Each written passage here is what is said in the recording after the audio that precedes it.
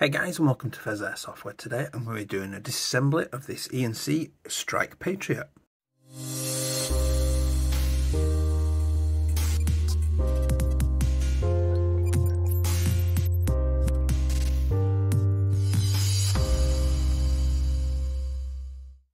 Hey guys, and welcome back. If you do enjoy this content today, please do consider liking, commenting and subscribing, because those interactions help the channel grow. If you want to use the Linktree link down below in the description, that will take you to all of my socials and my Discord. It will also link to my new merchandise store, which has got my hoodies and my t-shirts on and things like that. Please do go and check that out.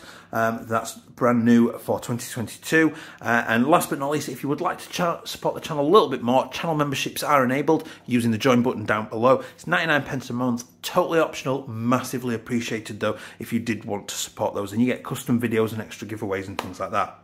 So I've got the E&C East Crane STRIKE Patriot then here again, and we're going to strip this down and see what kind of build quality it's like. And I am quite excited because this is the first time I've had an E&C to see what it's like. So I've made sure the mag's out, made sure the battery's out, and the first thing I'm going to do is negative thread. That bad boy's coming off. It's a little bit unusual, is that cookie cutter. And notice then that there is an O-ring and a metal ring on there. They've just come out of it. And there is our barrel. It is a 7-inch barrel apparently. Next thing I'm going to do is I'm going to remove the front and rear sight. I'm going to take this big screw out of here, and that should release the rail unit. So front sights then and rear sight, well, I'll just show you, it is not get rid of them fully. It's just a Phillips head and it's already come loose. You can see there the bracket's coming away. I'll just tighten that back down again.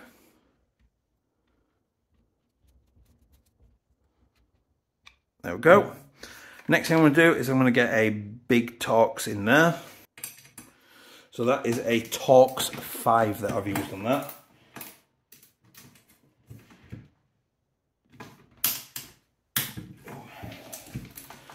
That took some force to unlock.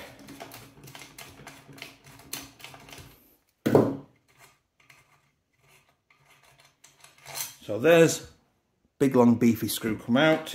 I'm guessing there is the bolt at the bottom which is shaped specifically to go in. So I'll put those together. Now that should, famous last words, come off.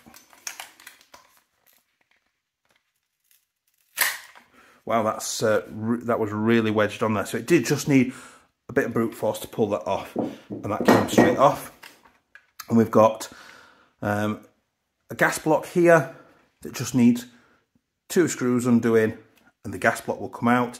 And then you can get hold of this barrel nut, and it is just a standard Airsoft outer barrel in there. So you could replace this with your own whatever rail unit you wanted, and that will just come off. You'll probably need some adjustable grips to get hold of that and remove that, but that was well wedged on in there. I was impressed how well that was in there. There we go, straight back in, and I'll screw that back down. Next thing then, we'll get this stock off. I'm going to take the end cap away. I'm going to unscrew this end cap. Let's pull this wiring out and have a look down there. So there is a Phillips head screw down there. In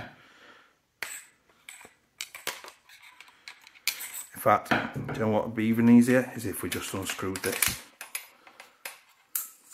So when I unscrewed that, there is our Phillips head, which wasn't very tight in there. Alright, that's removed. There's the screw. Take those out. So there's our stock assembly.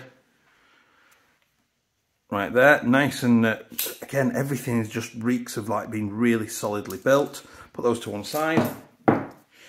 We have got the option to fit an alternative stock tube if you wanted.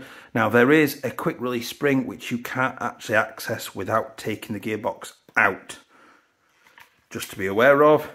So I'm going to drop this front pin out. Now, I am aware, obviously, that things like that, I could and should use a punch, but some people don't have that sort of thing, so I'm showing how to do some of this stuff using tools that you will definitely have. That's quite a stiff body pin there. There we go. So instantly that body sort of sprung forward a little bit, which says to me that the barrel is under good spring compression, which it is. We'll slide that out. Oh, there's a spring. So there is our hop up. Let's put that hop fully on. So there is our hop fully on, and it was lifting 2.5 with no real issue, and I'd had to wind it fully on initially. Then once the sort of grease, and I can see it is a little bit mucky down there, so it probably does need a little bit of a clean down there, a bit of maintenance down there. It'd be absolutely fine using a cleaning rod. I did find that it was hopping absolutely fine, and as shots were going down, I was having to turn the hop off more and more and more. Drop that back in, nice and springy. Next thing we're going to do then is we're going to take this pistol grip off. So we're just going to pull back on that little tab, and I literally just pulled on it and that released it. Wires coming off. I'm just going to use a small flat head just to help lift that one off as well. Get that out of the way. There's our motor, which gave us, particularly on the 11.1, gave us a good rate of fire. And then we've got two more Phillips heads in there. I'm just going to put this down.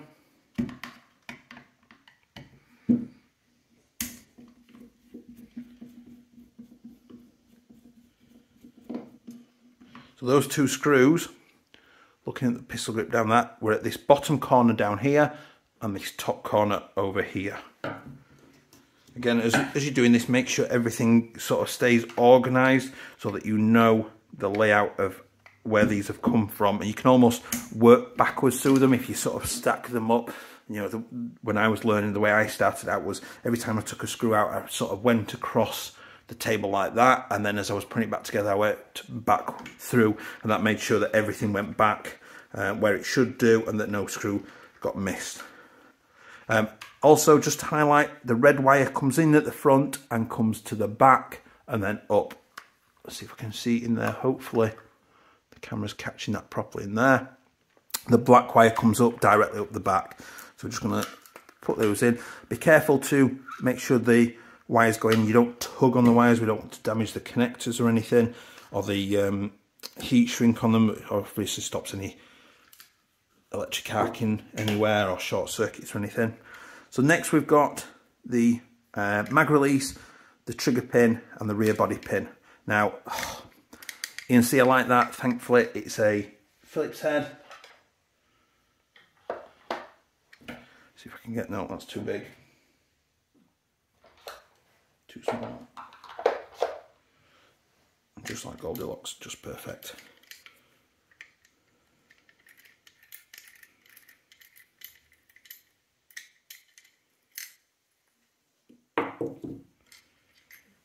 Get those out of the way. Next then, it does look like this pin's been dropped out recently, so I'm guessing the teeth must be this side, so let's find out.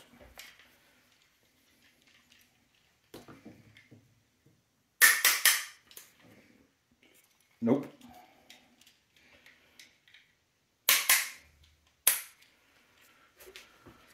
There's no actual teeth. Oh no, there is. There is. There is teeny tiny little teeth, and the teeth were on this side of the receiver, just so you're aware. So I'm just going to push this rear body pin out. Now, that is interesting. So I was really going to town on this pin thinking, why isn't it coming out? And it's still not coming out. Let's try that again, shall we?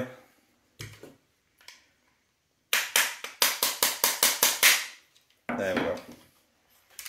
So the pin just wasn't coming out whatsoever, and it turns out there was basically a little clip that was sat just down in there holding the pin in place. So what I had to do was rotate the pin so I could literally hook the flathead in the top of it and just pull it out. Now I assume that's done intentionally to retain the pin so it can't wobble loose or whatever. But even after taking that off, it was still sort of firmly in there and it took a good whack to get it out. So now we're just going to lift. In fact, can I? No. Another stage. We're going to have to push this pin out here. Does it come out the other way?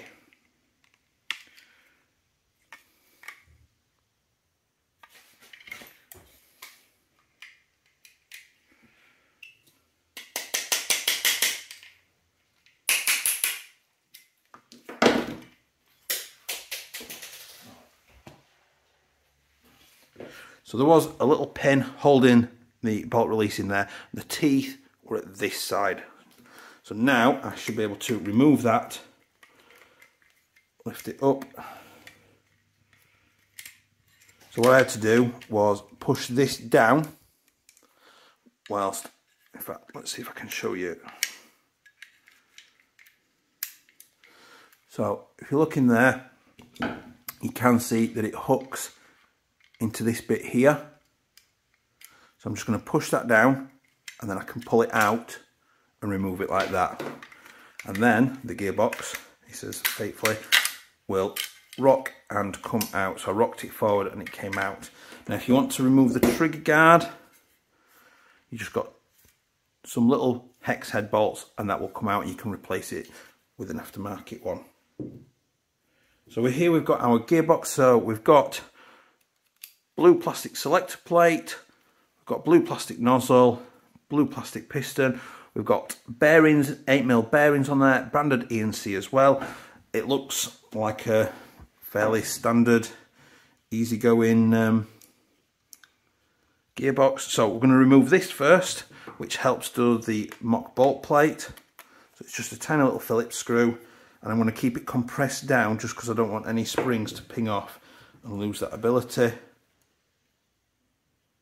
Right, so that's just on a tiny little spring under there that just sits against this pin here, and it literally just pushes in there. So just be very careful taking those out. There we go, put those out of the way for now with its screw. And then we've got just a series of hex heads to remove. Let's have a look which one we need.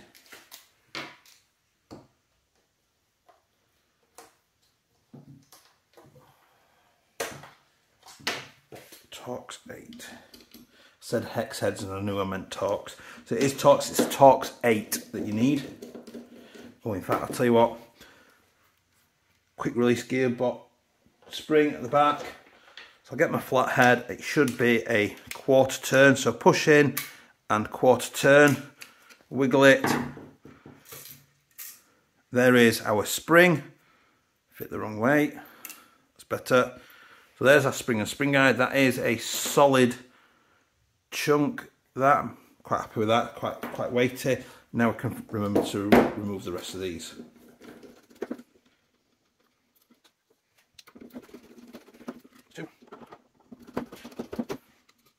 So far, I have been really impressed with the build quality of this.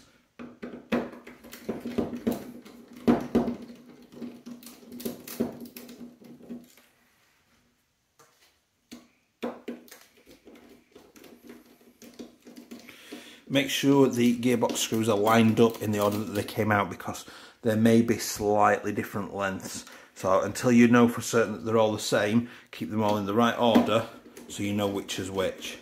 So like for example this one here, this screw from here is one style, this screw here is a different style. It looks more like the ones out from across the top. So make sure that you know which one is which.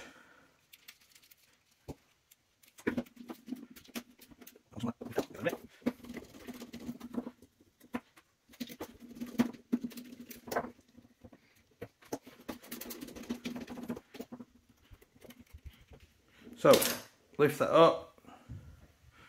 Those screws have stayed in there a little bit anyway. Now, it looks to be really well greased actually. There's not too much, there's just enough. There does seem to be bit of effort made with shimming as well. Let's just see what that feels like, the shimming. So if you don't know what shimming is, that is the using of little metal washers, shims, to position your gears against each other, basically, to make sure that they run smoothly and as sort of efficiently as possible. So let's just compress that under my own. There is some effort to shim in there, but there is a little bit of play in those, which you want minimal play but not tight compressed, because if they're tight and it takes more effort, they should be free moving basically, but they shouldn't be moved too much up basically side to side, because that can cause noise, over wear and that kind of stuff, so it can cause an issue. Trigger assembly looks nice, the trigger itself is nice. Let's check the compression. Everything is well shimmed, you know, greased even. There's not an excess of grease in there. Take that off. So plastic piston, a little bit of grease in the teeth there. It's had about 300 shots through it, no sign of wear yet. So putting that in there, vented. Oh, absolutely, look at that straight up. That is some excellent compression. I am really impressed with that. There goes the tappet spring. Put the nozzle on as well. Now we shouldn't get...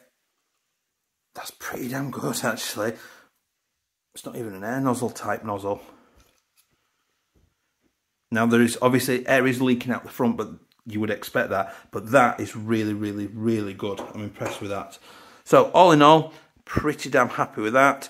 I can't see anything in here that would sort of go against running an 11.1, except maybe that might need replacing at some point.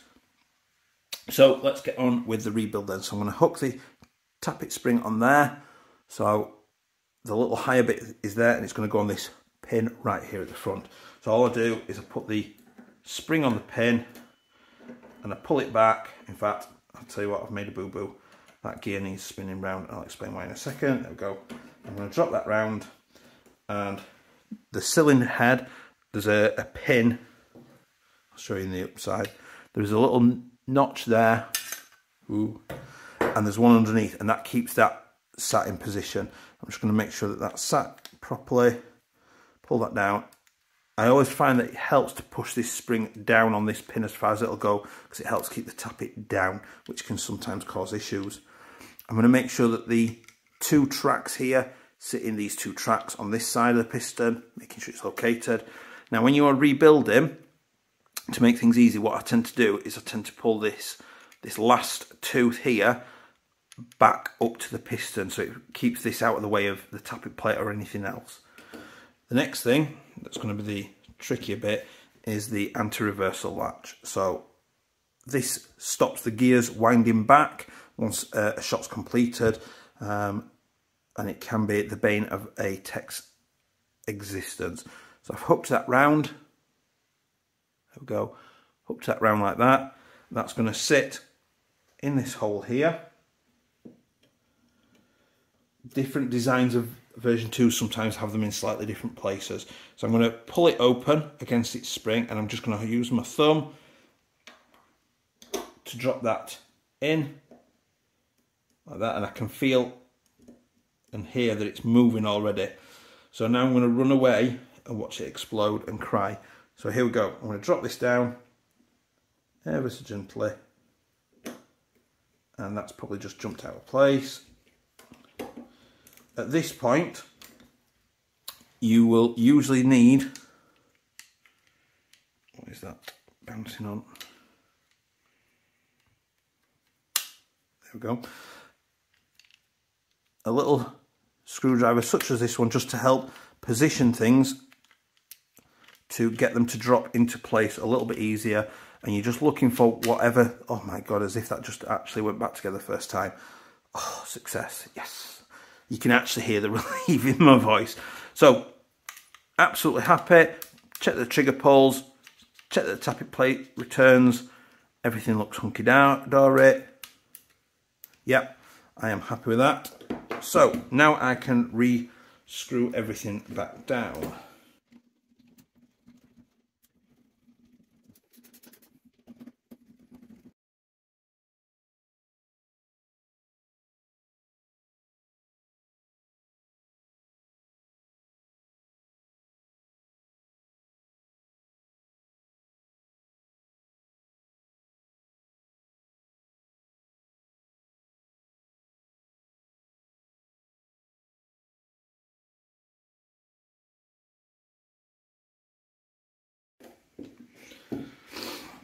So the gearbox is now back together. So the next thing I'm going to do is I'm going to put the spring back in. Now this is a non-linear spring because obviously the springs are in different compression rates, and these tighter coils should have been and should be on the spring guide. So I've corrected that now. It shouldn't really make any difference to the FPS, but obviously it's just the way that they are designed. I am just going to lightly put that in. It's quite a soft spring as well as that. So the 300, I bet it's maybe like a 90 spring rated in there, but that's sat and clicked back in absolutely fine now. So I'm going to now bring the bolt plate system back in. So I'm going to push that little spring back in there. It's going to be quite delicate. I'm going to put this little notch on top of the spring if it wants to play nice.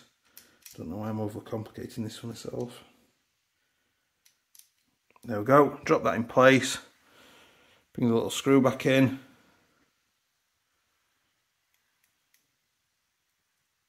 And a Phillips head, which I now can't. There we go.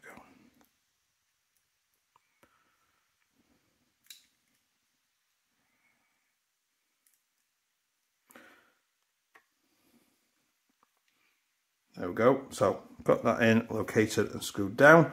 So that should still, see, I've over tightened that a little bit, or the spring is not right because that's not springy.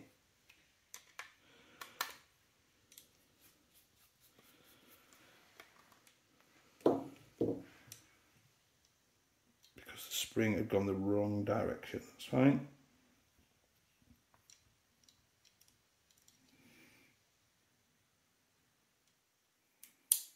There we go, that's better. So it's basically making sure that you keep the spring sort of vertical basically, so that, tighten that down, there we go, loosen that off a touch, there we go.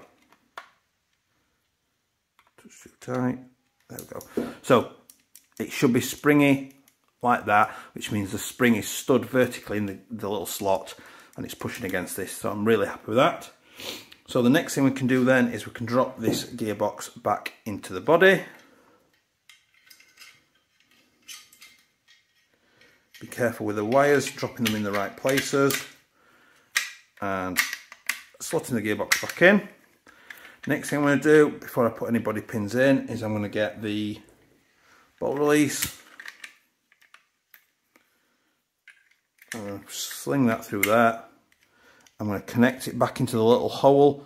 There is a little hole that it sits in that bit over there. And I'm going to bring the little pin back in. And then I'm going to take this off camera to tap that back into place.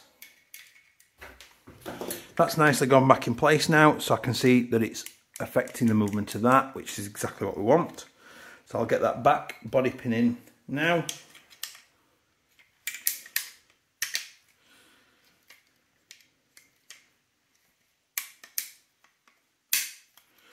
That's the back body pin in. So what I can do now at this point as well is I can get this clip and shove this clip back in.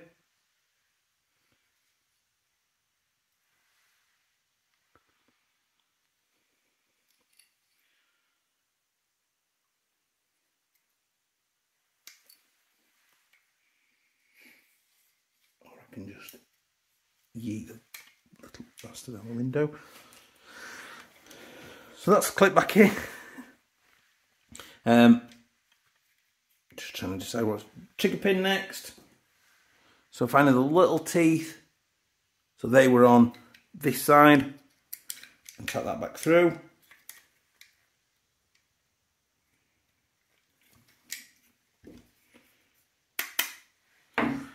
sorted. Next we can bring in the mag release. So we drop that in from that side. We drop the spring on top. We drop the button on top of that. And the screw on top of that. And we tighten that down.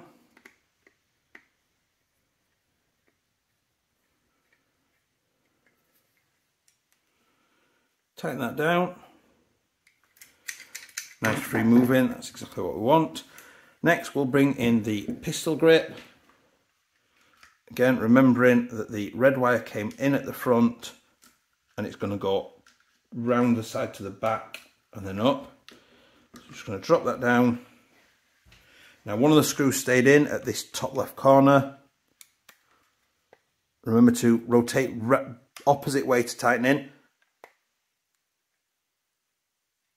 until that click, and then go forward to make sure that you're staying in the right threads and you're not damaging threads or anything, because nothing could be worse than that. If you're not sure as you're doing these, a good thing I found that was helpful, smartphones weren't really a thing when I sort of started teching, but digital cameras were, so I used to take digital cameras of everything at each stage as I was going along. So black wire stays to the back, red wire goes across the bottom and up the back, and then we can bring the motor in. And we're going to go for red to the front and black to the back. Make sure that your motor is springing up and down nicely, as it should be. That shows us that it's in the right position. So I'm going to put the black terminal on at the back. You might need to push the motor down a bit to get it in there, like that. And then I'm going to put the red wire then, comes round and onto its terminal. And then we just click it in like that. Nice and easy, get in there, getting closer. So the next bit then is we'll bring in the stock. So we'll feed the wires in. Make sure that they sit into the channel there. Hopefully you can see into this channel here, otherwise they're going to get basically crimped and shredded. And I'm just going to drop that into position. Perfect. The screw and washer can go back in. I'll tighten that down.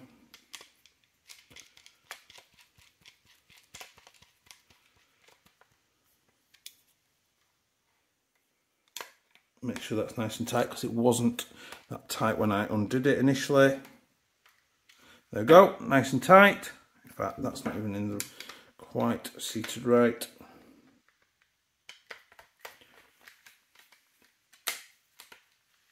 There we go, that's better.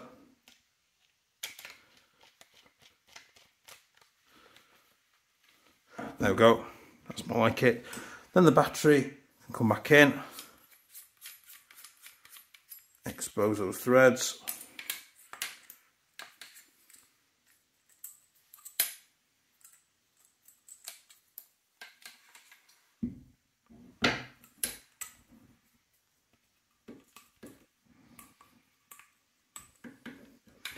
Screw that back in.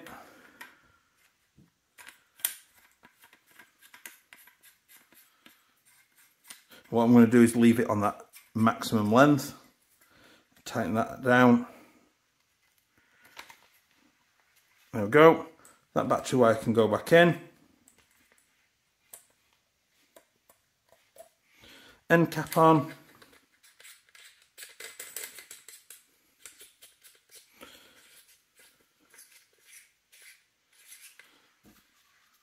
Other end cap on. There we go. That's that part done. We'll bring this back in. We'll drop our bolt in. Drop our beefy screw in. And we'll bring our Torx 5 in. 5-bit hex head bit in.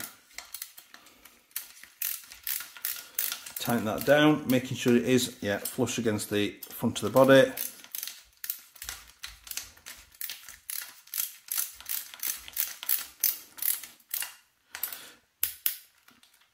tighten it back up, bring our little ring in, 14mm negative thread, oops, daisy.